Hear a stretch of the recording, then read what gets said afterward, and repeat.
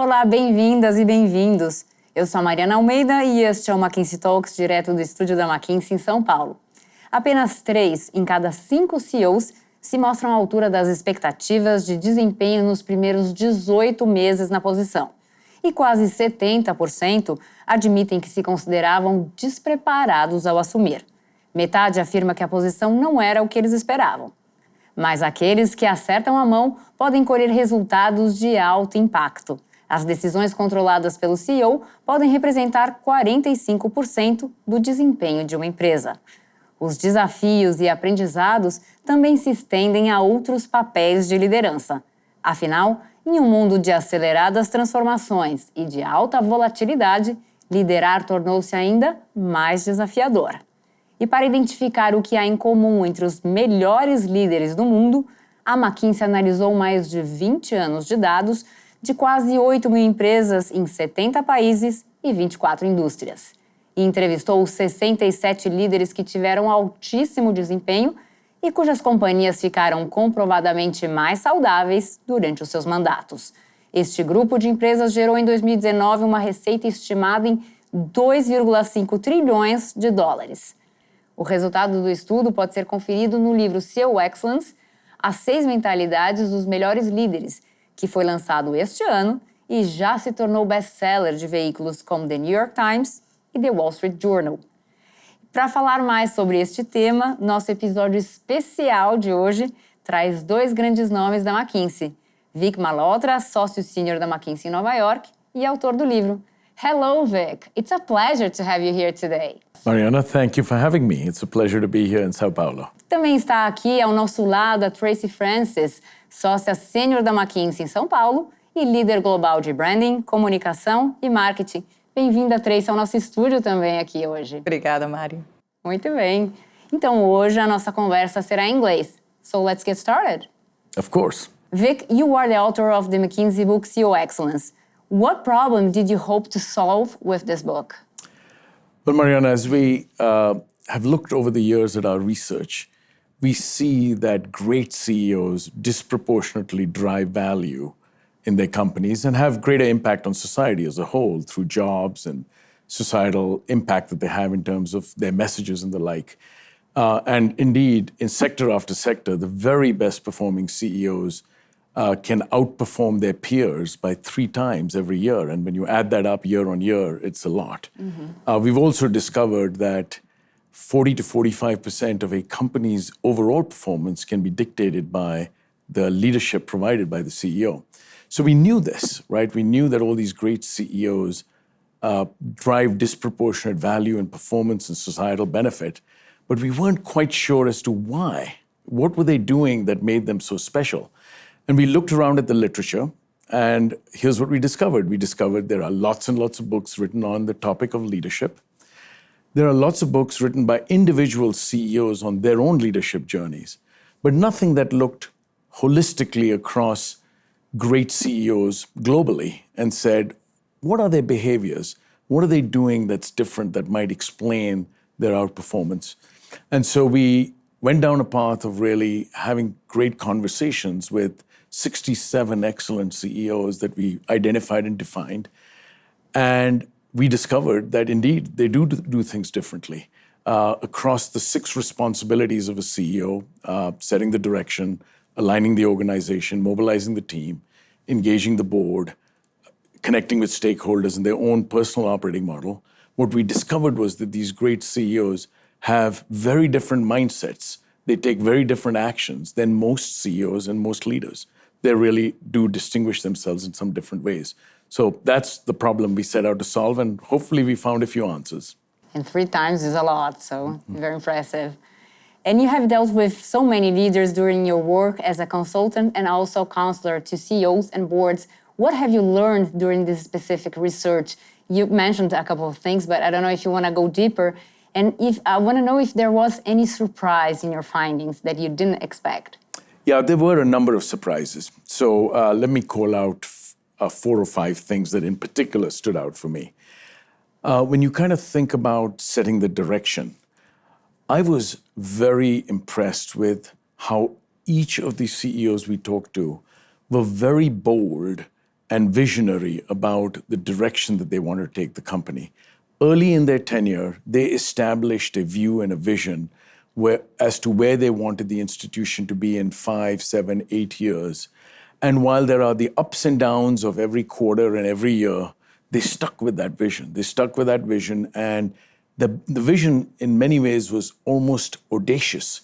It was so bold that it was really an audacious vision in many ways. So I was impressed by how visionary they were and how they stuck with their vision and their direction in terms of where they want to take the company. So that was one big surprise. The second big surprise was in pursuing that vision, the energy and effort they put into where do I put my resources. So when it came to capital allocation or expense allocation or where they put their talent, they really over-indexed on putting the best resources against what they believed were the best opportunities. And that really struck me as something that was differential.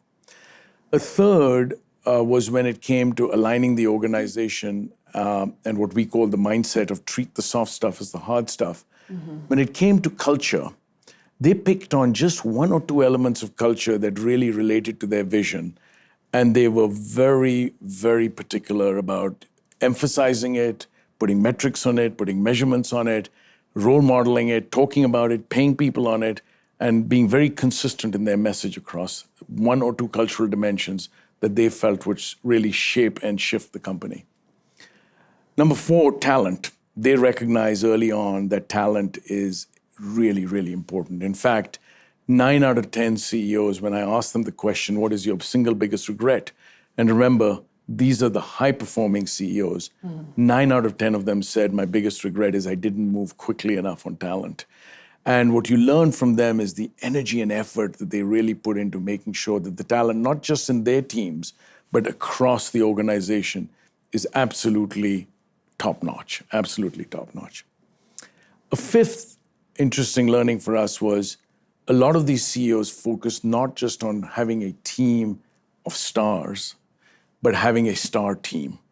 Really making sure that they bring a team together and they work very hard on not just the composition of the team, but how the team works well together to deliver the best results for the company. A sixth interesting perspective was on the boards. Many of the CEOs I've worked with over time look to manage their board and then quickly get back to work. These great CEOs took an approach of saying, I want to really engage the board. I want to get the most out of these great leaders that are on my board. And the final thing that really surprised me was I expected these very successful leaders to be quite top-down and almost autocratic in their approach. But instead, what I discovered were leaders who were quite humble, very authentic, led through others, were good listeners, and ultimately realized that the success of the institution and the success of others was bigger than themselves. And their leadership style was really quite distinctive in that sense. Very interesting. So the soft skills are very important indeed. Absolutely, absolutely. And Tracy, are there any particularities regarding Brazilian leaders, as we have long faced volatility here and we are known for our resilience and creativity? So I think there's 3 or 4 things that we can highlight about leaders from Brazil and leaders in Brazil. Vik used the word audacious when he was talking about the goals that the CEOs that they were looking at set. And I think here we have audacity. We've always had audacity, but it's audacity with real dynamism. Because we know things are constantly changing, things are unpredictable. And so the ability to have that very long-term goal but turn on a dime is something that I find, quite distinctive in Brazilian CEOs versus others that I interact with around the world. The second thing you alluded to a little bit, which is just the entrepreneurial grit that a CEO, living and managing in the context in which we find ourselves has to have. And so if you think about, what's happening in the world outside of Brazil right now, we have leaders who are learning really for the first time how to deal with inflation, how to deal with, we are very used to it. Right, with real macroeconomic volatility. And I will say to you that, I have been in Brazil for nearly 20 years. There has never been a moment when I have had more demand from stakeholders outside of Brazil to understand how Brazilian leaders have actually acted in this environment. And so there's a real appreciation, but this entrepreneurial grit, which says, fine, we live in a geography that may or may not grow in terms of GDP per capita. We may or may not know how the government's going to behave in the next couple of months. But CEOs who wake up and know that what they need to do is have impact, have financial impact, grow the company, grow the number of jobs that they're creating for people, think about sustainability, think about all of these different types of things and move the enterprise forwards. I think something very distinctive here. And then perhaps the third thing I'd call out was Vik talked about this relationship with the board. And I think the capital structure of many of our companies here makes that a little bit different than the relationship, for example, in the United States, right? We have many family-owned businesses or businesses where, the company is listed, but there are still sort of, control blocks. And I think that makes, on the one hand, the relationship between the board and the CEO sort of tighter in some ways. On the other hand, it means that navigating that relationship and making it a productive relationship is something that CEOs here have typically spent a lot of time thinking about. And skills, more skills. And building skills in that area, exactly. Okay, thank you. And Tracy, McKinsey had already conducted a number of other leadership studies. What different perspectives does the book bring? I feel like now Vik's going to feel I'm evaluating his work. That's all good. I will avoid doing that. He can compliment you, okay? I will avoid doing that. Having said that, I do, when I talk to my clients, and by the way, many of my clients, we give them the book and that's exciting, but then the next conversation I have with them say, hi, but I've read the book and here's what I want to talk to you about. So I think that's exciting, but what I'm hearing from them is a couple of things that are really helpful. The first one is having a framework, right? Mm-hmm. Having 6 elements that you can then go through in a sort of programmatic way and think about, wow, have I thought about that element? Do I have a plan? Am I measuring up well? And reading what these leaders that were interviewed for the book, who are really stellar leaders, have said in a quite open and transparent and vulnerable way about their own experience is something that people have really called out. Another thing that people have really called out is this idea that is in the book around the personal operating model, and how do you as a leader manage your energy, manage your time so that you can get all of the things done, but in a way that's authentic to your style, coherent, gives you energy and all of that. And I think that's another thing that that folks have found really exciting. And then I think the third thing, and this is actually from aspiring CEOs, right, as well as CEOs who are new in role, but shining a light on sort of things that are a little hidden and not discussed as much. So, for example, we were both talking about the relationship with boards. Mm-hmm. Right? That is not, well expounded upon in the literature, and I think this book really shines a light on how do you create a constructive relationship. Interesting, yeah. I appreciate the evaluation. And can the lessons learned from this study also be applied to other professionals in different leadership positions, not only CEOs? Vik, what do you think? Oh, absolutely. In my mind, at the end of the day, even though this book is anchored in what we learned in terms of how CEOs lead and what distinguishes the best from the rest, I think at the end of the day, this is a book about leadership. And I think it applies to anyone who one day wants to be a leader, or indeed people who are currently perhaps in the C-suite or one level below that. I think it absolutely works for them. And I would particularly call out, there are 6 elements of leadership that we talk about here and 6 mindsets.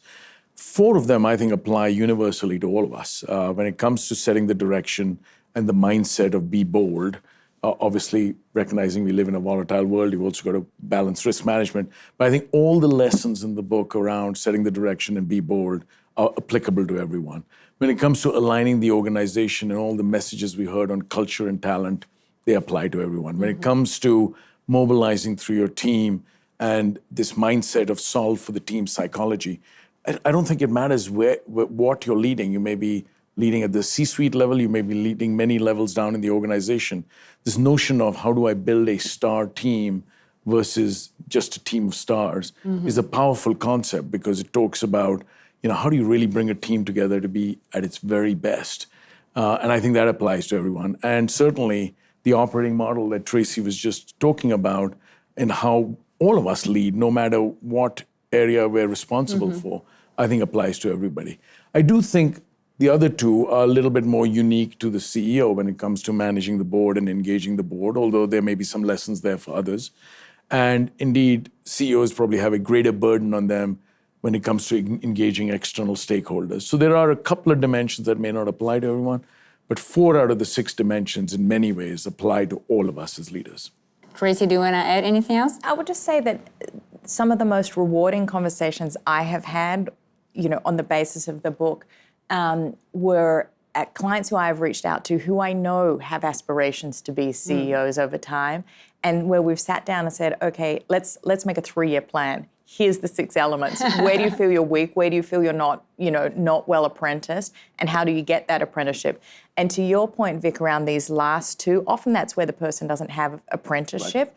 And so then we've been able to be more strategic about how do you go and get that apprenticeship. Right, and it's a more systematic approach, and you can have the aspirations there also for being a CEO. It's nice, I think, if you're someone who's sort of aspiring to be CEO, presumably your hands are pretty full with your day job, right? So you're trying to, actually get done what you need to get done. And so to have a guide that says, okay, well, over time you're going to need to, have developed relationships with some of the board members of your board and therefore find opportunities and have a conversation with the existing CEO about how you're going to do that, I think is, incredibly useful and practical day-to-day, advice. Yeah.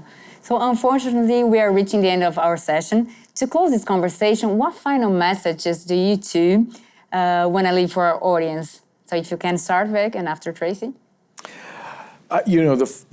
The final message I think I would leave is, if I can leave almost 3 final messages. Yeah, you can. Feel free. I think there is something about this notion of being bold in whatever role or responsibility you have.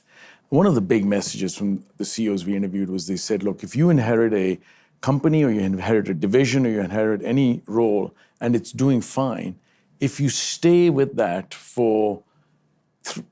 if you just stay with what was working so far, it'll catch up to you in 3 years. Worse still, if you're incremental, it'll catch up to you in a year. So always think big, think bold, think in big terms, because the world's moving too quickly for you not to think in those terms. So that would be... Not to change. Yes, exactly right. Even when things are working well, you got to think about the change and what is that next level that you want to take, whatever you're responsible for. All right, so to me, that would be one. I think the second one is talent. Talent is so important. And being very purposeful around, the talent you're bringing into the organization, the talent you're surrounding yourselves with, it is a huge factor in the success story here. So I think to me, that would be a second piece that I'd emphasize. And the third, we've already talked about it, but I think the notion of an authentic, humble leadership style goes such a long way to being inspirational in the organization, and whether you're the CEO, a C-suite leader, or you're leading a small team within a company. I think you're thinking hard about your personal leadership style will go a long way in terms of allowing you to be effective as a leader. Great. Tracy, how about you? So I love those points. I think what's on my mind is I think there has in some ways never been a harder time to lead, right? We're in a moment of great uncertainty, great volatility, and real demands from CEOs, not just in terms of growth, but in terms of doing growth that is inclusive, creating jobs for people, growth that, deals with net zero and carbon emissions and all of this kind of stuff. It's very difficult to put all of that together. At the same time, you, in your opening, Marty, talked about how many CEOs who come into role who feel unprepared for that role. And so what I kind of take away from this is, there is a methodology. This is actually not alchemy, right? There is a book here where we have done the work to look at a lot of data and talk to a lot of people to actually create a frame to help CEOs do that job effectively. And so I think it's a wonderful demystification of what it actually takes to be successful. And a great resource to be used. And I would just emphasize, if I may, this notion of it's never been harder to lead. And Tracy had a great list there. I will also add to it, with everything that we have today in terms of transparency, social media, the voice of the employee. You're a leader in the organization. You get that voice right away. And so your ability to kind of be able to make all these right judgments and have a bit of a compass, I think, is what we were trying to do with the book in many ways. Yeah, and I think it's wonderful. Yeah. Okay, thank you very much. It was very nice, and well, thanks for all this insight and for joining us here today. It was great. Thank you. Thanks for having us. Thank you for having us. Muito obrigada também a você que nos acompanha em vídeo ou em podcast. Para entrar em contato com os nossos especialistas, o nosso e-mail é mckinsey-talks@mckinsey.com. Você também pode nos enviar perguntas. Participe! E a agenda completa do McKinsey Talks está no mckinseytalks.com. Lá você também pode conferir este episódio e os anteriores em vídeo ou em podcast. É isso aí, muito obrigada e até a próxima!